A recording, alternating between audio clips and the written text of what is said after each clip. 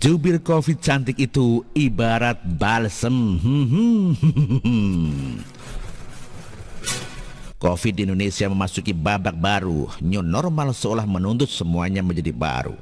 Bukan hanya kebiasaan memakai masker atau cuci tangan, tetapi juru bicaranya juga baru. Lebih seger dan menggairahkan.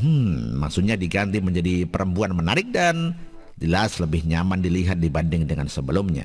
Banyak yang tiba-tiba membicarakannya, terutama dari kaum pria, jadi lebih semangat untuk melihat update berita Covid di Indonesia. Meskipun sebenarnya sama saja, cuman angka-angka terjangkit, sembuh dan kematian. Sementara dari kalangan ibu-ibu muncul sedikit protes karena yang menjadi jubir seharusnya kan Tom Cruise agar enak dilihat. Dan katanya itu lebih efisien untuk penyebaran persepsi positif. Karena urusan gosip itu salah satu tugas tidak tertulis perempuan.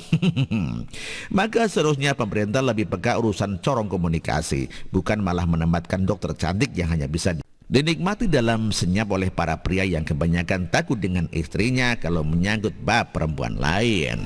Ada yang bilang ini pengalihan isu agar Covid tidak menyeramkan. Ada pula yang berpikir ini adalah ikut-ikutan karena negara lain juga menunjuk jubir perempuan cantik.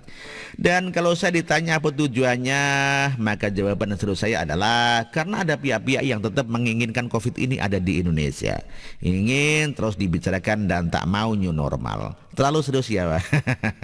Bagi saya penunjukan dokter cantik sebagai jubir Covid ini ibarat balsem. Sekali lagi balsem ya. Ada efeknya, sedikit menghangatkan tetapi tidak bisa menyembuhkan penyakit yang sebenarnya. Contoh penyakit penanganan Covid di Indonesia ada banyak. Yang pertama adalah cocok warga dan aparat soal tilang bagi yang tidak pakai masker. Ini aturan yang aneh. Orang yang tidak pakai masker harus bayar tilang. Padahal kalau tujuannya agar masyarakat mau memakai masker, kenapa tidak kita sediakan masker, atau kalaupun ada tilang kita beri masker sebagai gantinya. Ini kalau tilang saja bayar uang malah semakin memberatkan dan tujuannya tidak tercapai.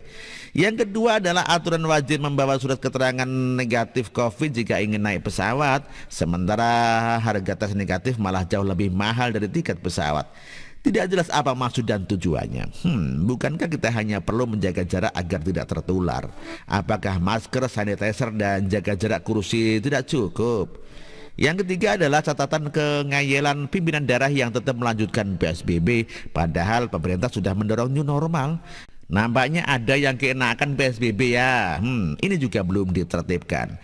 Belum lagi soal terapi plasma konvalesen yang sudah diinstruksikan Presiden, diakui oleh gugus tugas dan Menteri Kesehatan. Tetapi di bawah masih ada penolakan dari Dinas Kesehatan, rumah sakit dan pihak terkait. Kita harus maklum bila ada kejadian begini karena pemerintah belum membuat keputusan resmi. Presiden baru meminta agar diperbanyak. Gugus tugas baru menyarankan agar pasien sembuh mau mendonorkan. Baru sebatas itu, belum sampai pada aturan yang dapat menjadi alasan kuat agar tidak ditolak oleh Dinas Kesehatan.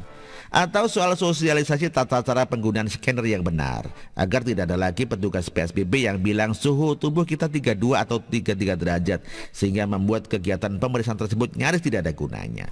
Sama seperti aturan pakai masker di dalam mobil pribadi. Loh, apa gunanya coba? Semua penyakit ini kalau kita sebut begitu tidak akan pernah bisa sembuh hanya karena jubir Covid ini perempuan cantik. Mungkin sejenak kita akan merasa nyaman, senang melihatnya, tetapi lama-lama penyakit itu akan kembali terasa. Barangkali penunjukan juru bicara dokter cantik ini sudah benar, ada juga manfaatnya. Tetapi kalau saya pribadi lebih setuju kalau penyakit-penyakit itu lebih dulu ditindaklanjuti. Bahwa setelah ini mau pakai balsem atau apa mah, itu masih silakan saja. Tetapi kemudian saya menjadi tidak heran kenapa saat krisis seperti sekarang negara sedang mendapatkan musibah tetapi politisi dan elit kita sibuk diskusi soal pemakzulan. Apa makzul? Bukan memikirkan bagaimana agar negara ini selamat dan cepat menyelesaikan pandemi di dalam negeri. Karena mungkin memang begitulah kita. Mental balas semaunya ya instan dan langsung terasa. Maunya besok langsung ganti presiden tanpa proses pemilu. Dari situ saya bisa melihat pemerintah terlalu sering berkompromi, tidak lugas dalam keputusan dan kebijakan. Di sini Indonesia sudah lebih baik dari Amerika. Minimal sampai hari ini belum ada kerusuhan atau demo besar-besaran untuk melampiaskan kejenuhan. Begitulah kura-kura. Artikel ini dikutip dari siwo.com dan ditulis oleh Alifur Rahman. Terima kasih.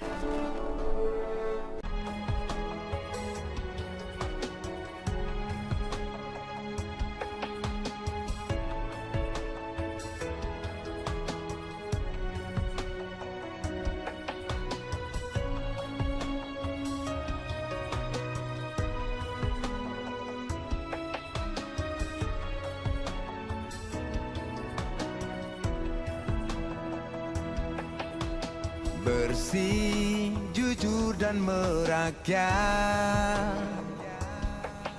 berbuat demi masa depan kami. Sosok pemimpin tegas pemberani,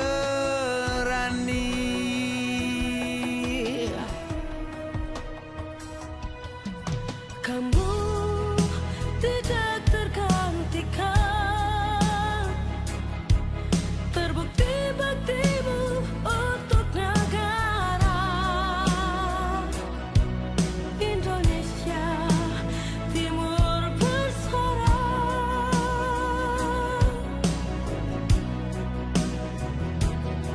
Siang dan malam kau bekerja demi anak bangsa.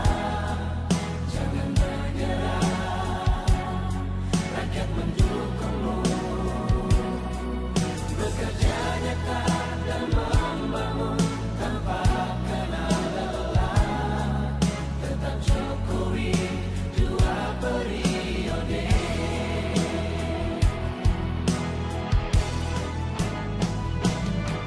Ayo Jokowi, rakyat mencintaimu. Pilih Jokowi, Indonesia kerja. Ayo Jokowi, rakyat selalu berdoa. Pilih Jokowi, Indonesia jaya.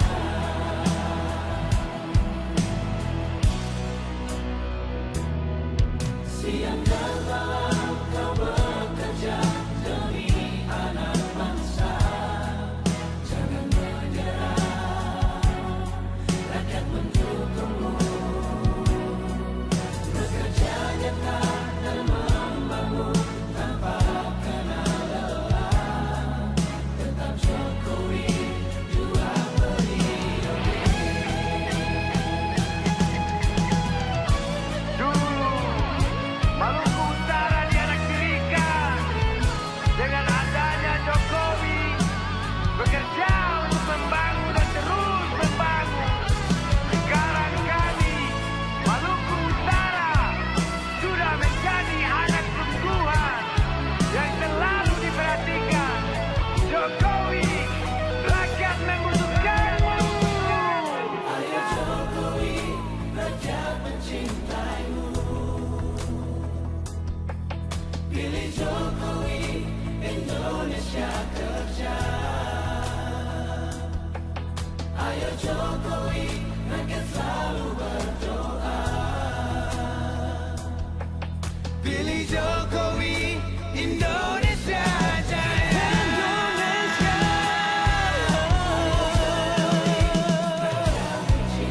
Rakyat mencintaimu. Pilih Jokowi, Indonesia kerja.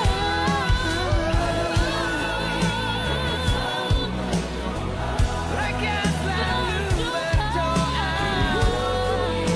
Indonesia jaya.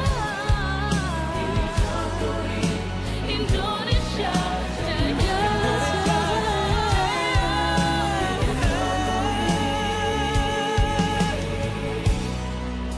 2 periode.